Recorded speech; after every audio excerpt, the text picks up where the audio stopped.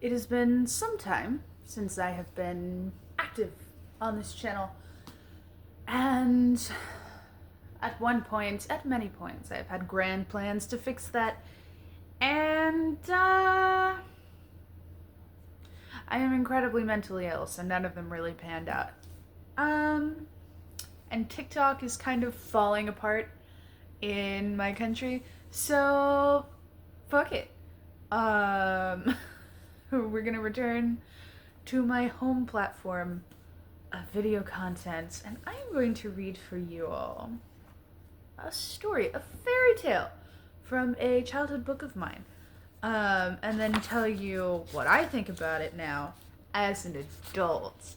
Um, it is an English fairy tale by the name of Lazy Jack.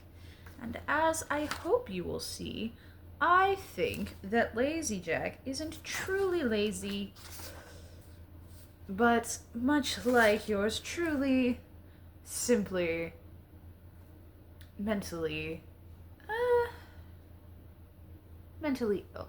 Yes. Um, you will see why in a moment. Ahem. Once upon a time, there was a boy whose name was Jack, and he lived with his mother upon a dreary common. They were very poor, and the old woman made her living by spinning, but Jack was so lazy that he would do nothing but bask in the sun in hot weather, and sit by the fire in the winter time. His mother could not persuade him to do anything for her, and was obliged at last to tell him that if he didn't begin to work for his food, she would turn him out to get his living as he could. This threat at length aroused Jack, and he went out and hired himself to a farmer for a penny. But as he was coming home, never having had money in his possession before, he lost it in passing over a brook. "You foolish boy," said his mother, "you should have put it in your pocket." "I'll do so another time," said Jack. The next day Jack went out again and hired himself to a cow-keeper, who gave him a jar of milk for his day's pay. Jack took the jar and put it into the large pocket of his coat, spilling it all long before he reached home. "Dear me," said the old woman, "you should have carried it on your head." "I'll do so another time," said Jack. The following day Jack hired himself again to a farmer, who agreed to give him a cream cheese for his services. In the evening Jack took the cheese and went home with it on his head. By the time he got home, the cheese was completely spoiled, part of it being lost and part matted with his hair. "You foolish boy," said his mother, "you should have carried it very carefully in your hands." "I'll do so another time," said Jack. The day after this, Jack went out and hired himself to a baker, who would give him nothing for his work but a large black cat. Jack took the cat and began carrying it very carefully in his hands, but in a short time the kitty scratched him, so that he had to let it go. When he got home, his mother said to him, "You foolish boy! You should have tied it with a string and dragged it along after you." "I'll do so another time," said Jack. The next day, Jack hired himself to a butcher, who rewarded him with a shoulder of mutton. Jack took the mutton, tied it to a string, and trailed it along after him in the dirt, so that by the time he got home it was completely spoiled. His mother was by this time quite out of patience with him, for the next day was Sunday, and she was obliged to content herself with cabbage for her dinner. "You foolish boy," said she, "you should have carried it on your shoulder." "I'll do so another time," said Jack. On the Monday, Jack went and hired himself once more to a cattle keeper, who gave him a donkey for his troubles. Although Jack was very strong, he found some difficulty in hoisting the donkey on his shoulders, but at last he accomplished it and began walking home with his prize. Now, it happened that in the course of his journey there lived a rich man with his only daughter, a beautiful girl, but unfortunately deaf and mute. She had never laughed in her life, and the doctor had said she would never recover until someone made her laugh.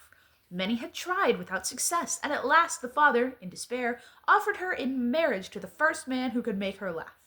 This young lady happened to be looking out of the window when Jack was passing, with the donkey on his shoulders, with its legs sticking up in the air, and the sight was so comical and strange that she burst into a great fit of laughter, and immediately recovered her speech and hearing. Her father was overjoyed and fulfilled his promise by marrying her to Jack, who was thus made a rich man.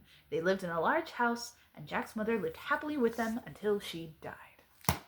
The end. Now, controversial take. I don't think Jack was lazy. I think he was autistic. Source? Hello, yes. Hi. Local autistic here. One of many, but still. I remember my mother describing my father as being much in that way of being like, I tell you how to handle one situation and you carry it over to the next totally different situation. And like, how the fuck are we supposed to know? You told me how to handle this.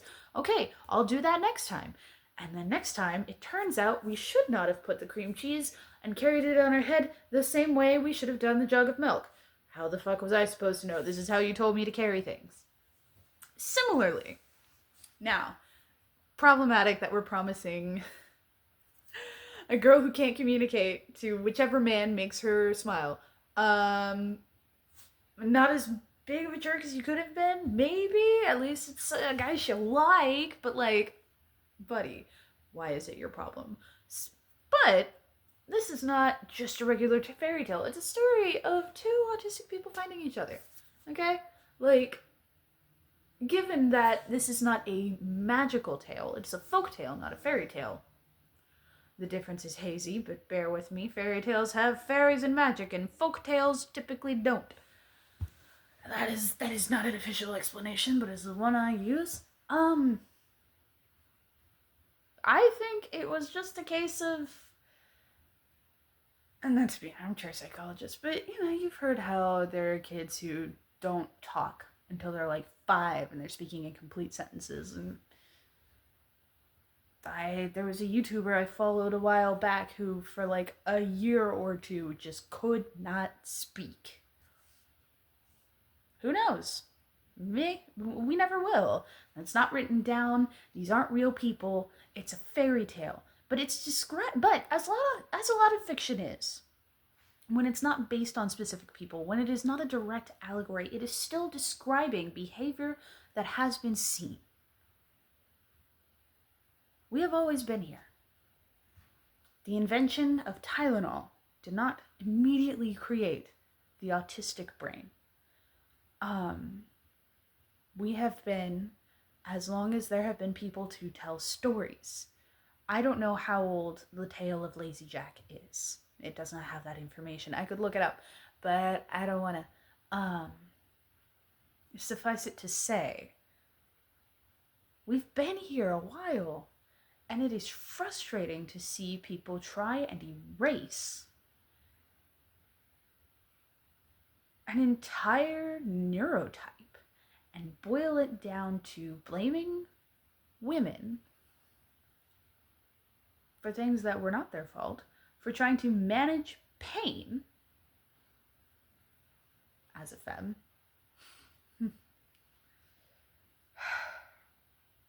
It brings me some comfort to see that this kind of behavior from multiple points on the spectrum has been observed and talked about for centuries. I don't know, I just think it's cool. I'll see you whenever.